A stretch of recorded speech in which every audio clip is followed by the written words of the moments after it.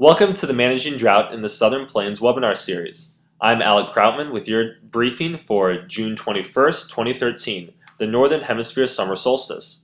This information is brought to you by the Southern Climate Impacts Planning Program in association with NOAA, NIDIS, and the National Drought Mitigation Center. First, let's take a look at what's new over the past week.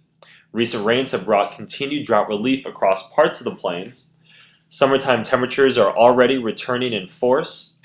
And spring has unfortunately ended with exceptional drought in parts of New Mexico, southeast Colorado, west Kansas, and the Texas and Oklahoma panhandles. Additionally, wildfires have already led to a destructive summer in parts of Colorado. Now let's take a look at the most recent US Drought Monitor map from June 18th. You can see drought remains entrenched across much of the western US. This might be one of the lowest drought coverage maps we see for a while, as drought often expands during the summer. You can also notice the sharp gradient of severe and exceptional drought across parts of the central and the high plains. Let's take a closer look at the southern US. You can see the severe to exceptional drought across western Oklahoma, west Texas, and the Texas and Oklahoma panhandles, and moderate to severe drought across other parts of Texas.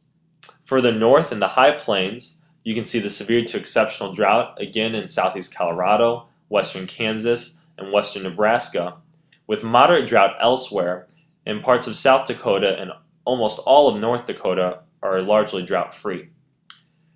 Out west, drought has expanded in Nevada. You can see the area of extreme drought has expanded there. And in eastern Oregon, drought has also expanded. Again, you can see the severe and exceptional drought across New Mexico. Let's take a look at the past 10 days of rainfall in Oklahoma from the Oklahoma Mesonet. Most areas have received anywhere from 0.5 to almost 3 inches of rain. And this has led to a pretty good June for the state. There's only a couple dry regions in west and southwest Oklahoma and parts of northern Oklahoma are below normal for the month. Taking a broader look at the nation, you can see over the past 14 and the past 60 days, large portions of the western U.S. have been very dry, with rainfall departures far below normal. Over the past 6 months, you can see that the central U.S. has still received a good amount of rainfall. This really began in about January with our rains in the winter and the spring. A major event this past month in Colorado was the Black Forest Fire, which has burned more than 14,000 acres since June 11th. The 509 homes destroyed makes the fire the most destructive in state history. The cost of the fire has already risen to over $8.5 million. Nearly 40,000 people were ordered to evacuate during the high point of the fire. It's important to note that this area of Colorado is in a severe to extreme drought. There's about a dozen other wildfires burning today in parts of Colorado and northern New Mexico. Taking a look at the 5-day precipitation and temperature outlooks, you can see that much of the southern plains is going to be precipitation free. There's a small region of about 1/4 of an inch or less rain expected over the Oklahoma and Texas panhandles. For temperatures, much of the central U.S., the Midwest, and the plains and the high plains into New Mexico are going to expect much above normal high temperatures from Saturday to Wednesday. Here we have a weather forecast map. It shows upper level winds. This is a forecast map for next Wednesday. And what we can see from it is a very broad ridge of high pressure anchored across the southern U.S. You can see the high pressure centered over West Texas and New Mexico. And this will bring largely dry conditions, clear skies, and likely very warm temperatures for the southern U.S. for really the next couple weeks. Taking a look at the Climate Prediction Center maps, this is their 8 to 14 day outlooks.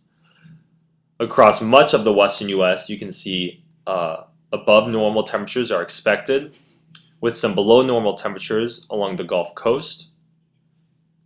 On the precipitation map, below normal precipitation is expected across a region including the northern Midwest, into parts of the northern plains, with above normal along the Gulf Coast into the eastern U.S.